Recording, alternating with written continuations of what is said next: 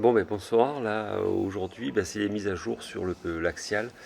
Donc, le rajout de quelques options et puis bien mettre au point toute l'intégration du VTX et du gimbal. Donc, que tout ne bouge pas. Voilà, et finalement, ça va assez bien. Donc, moi j'ai conservé la plaque plexi parce que quand même, ça protège des projections d'eau qu'il pourrait y avoir vers du sol. C'est pas de garde-boue sur ces roues. Voilà, donc le head tracker il marche bien avec le gimbal. C'est hyper stable, donc ça marche tout le temps en fait. Je pense que je vais pouvoir bientôt intégrer ça sur un avion. J'ai ouais, récupéré des amortisseurs, ça c'est bon. C'est étanche. Maintenant le boîtier radio est complètement étanche. Et puis j'ai rabaissé le VTX pour que le radiateur soit sous la plaque. Et voilà, bon, toujours un peu de pâte thermique pour la température. Et le ventilateur il tourne pas trop vite, hein, parce que de toute façon c'est un ventilateur 12 volts et il tourne en 8 volts. Parce que là je fonctionne en 2S pour l'instant, en sachant qu'elle marche en 3S aussi. Mais bon, pour l'instant en 2S c'est bien. Ça permet d'avoir des petites batteries. Déjà que l'engin il est lourd parce que tous les ponts sont en aluminium. Donc ça fait quand même assez lourd. Donc là, la radio master avec le retour du voltage. On peut avoir beaucoup d'autres choses en retour, mais là pour l'instant j'ai que le voltage, ça me suffit. Voltage de la batterie voiture. Là j'ai mis, ouais, l'avantage de cette radio, c'est qu'on peut programmer un peu tout ce qu'on veut. Là j'ai mis 3 vitesses électriques, enfin 3 vitesses sur le moteur. Et j'ai mis une vitesse mécanique avec une boîte de vitesse mécanique. Voilà. Donc là, c'est enclenché, première vitesse et ou deuxième vitesse. Il n'y a que deux vitesses. Donc il y en a un où il va beaucoup plus vite et un par contre où il y a plus de franchissement. Voilà, c'est quand même un crawler à la base, donc il est quand même fait pour ça. Voilà, donc là normalement je devrais faire les tests. Donc j'envoie. Ouais, je crois que j'ai mis au ralenti. Ouais, voilà, ouais, ça je joue avec le trim. Donc là j'ai mis le trim à fond pour lancer le moteur. Et on voit que donc là c'est à la première vitesse, les roues elles tournent à peine. Et là il y a la deuxième vitesse où les roues elles tournent plus vite. Parce qu'on voit quasiment pas les crampons, c'est-à-dire que la rotation est plus élevée, alors que c'est le même régime moteur. Et là c'est la première. Donc on voit les crampons. Hein. Donc après je fais des essais, là quand on accélère, la voiture elle bouge moins parce que les roues bougent moins. Et par contre quand on passe la vitesse longue, là ça bouge dans tous les sens. Bon. Là elle va quand même 2 fois plus vite la voiture. Voilà, ça permet d'avoir 2 vitesses, plus 3 vitesses électriques. Ça c'est surtout quand on est en 3S. En 2S, je me sers pas de la réduction de puissance. Et puis j'ai mis des phares aussi. Donc du coup, ça va être l'objet en fait, de la suite de la vidéo, c'est comment le Moonlight Là on voit les phares, hein, ils s'activent, ils se désactivent avec un petit bouton. Et donc là la vidéo, voilà, c'est ça. Alors donc là c'est une vidéo avec un spot LED de vélo. Donc c'est assez puissant, hein, c'est pour les vélos, donc c'est quand même un phare en fait de vélo. Puis c'est un costaud, hein, ça.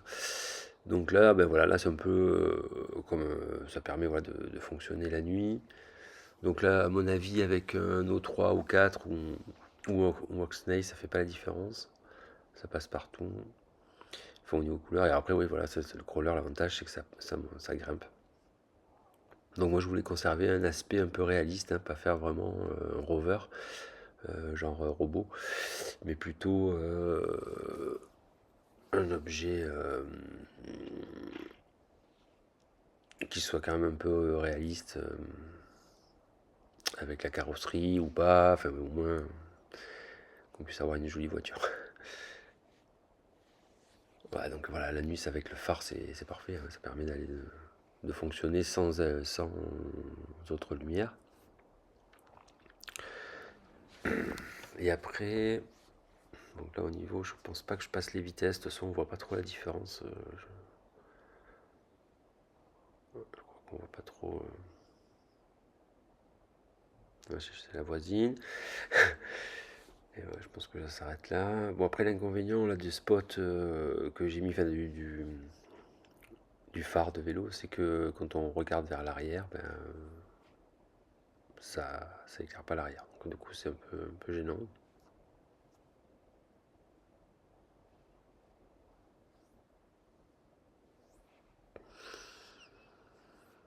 Ouais, du coup quand on est coincé qu'il faut faire marche arrière, ben, on voit rien du tout. Je crois que de toute façon j'arrête là. Et après je vais faire des tests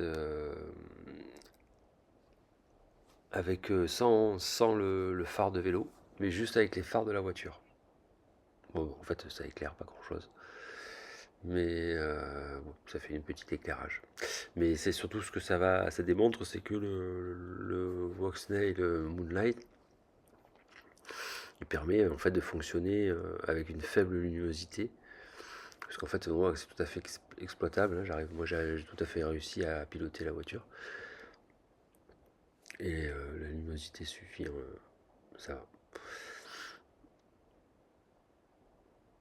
Donc, un petit crawler, ça permet de se balader tranquillement. L'avantage, lui, est capable de monter des trottoirs. Ouais, c'est surtout ça. C'est pour ça que c'est la taille idéale. Hein. C'est du 1/10 axial. Donc le fait d'avoir baissé le VTX, ça permet de pouvoir regarder à droite. Parce qu'en fait, avant, quand je tournais la tête à droite, on voyait le VTX avec le ventilateur. Et maintenant qu'il est plus bas, on voit par-dessus. Donc ça permet d'avoir une vision à droite. Vous voyez, là, on monte. Là, c'est en vitesse 1. Ça grimpe à peu près. Ça monte aux arbres. Et puis là, on voit, on a juste l'éclairage de la rue. Et, c'est quand même pas mal, quoi. J'ai pas retraité la vidéo, elle est vraiment là, elle est telle que je la reçois. Après voilà, donc j'aime bien moi le côté un peu plus réaliste de la voiture. Je m'amuse un peu avec les tas de sable du voisin qu'il a laissé. Et je sais qui c'est. Je l'ai vu déposer ses gravats. Bon, moi ça me fait un espace de jeu. Voilà, il a déposé ses gravats, ma foi. Et hop, voilà, donc là, petit, petit passage dans la rue, on regarde à gauche, à droite, hein, parce que c'est quand même une vraie route. Là, normalement, je vois que c'est là où je vois le chat à un moment donné.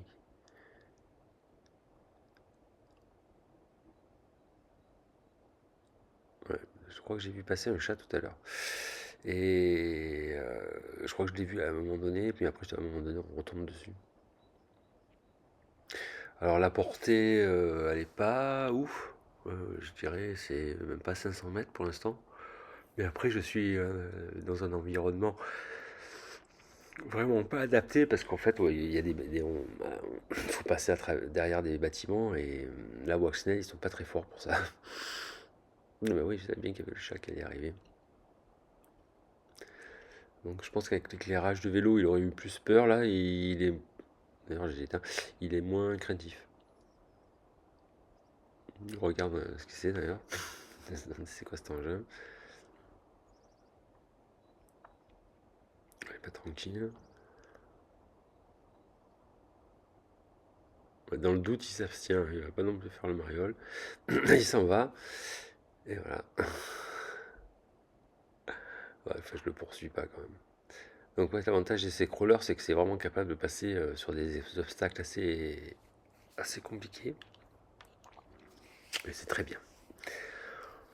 Voilà, ben, je crois que c'est la fin. Petit regard à gauche, à droite. Et puis je pense que ça s'arrête là. Ben, merci d'avoir regardé cette vidéo. Bon, en vrai, il n'y a rien d'extraordinaire. C'est surtout pour tester ce matériel avant de l'installer sur un avion. Parce que voilà, il paraît que c'est compliqué de piloter avec. Donc je me familiarise un peu pour l'instant.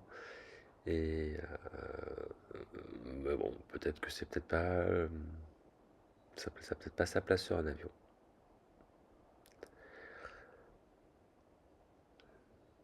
Mais je suis quand même surpris de la qualité de la caméra en pleine nuit.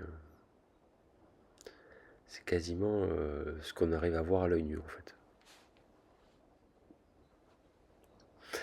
Et voilà.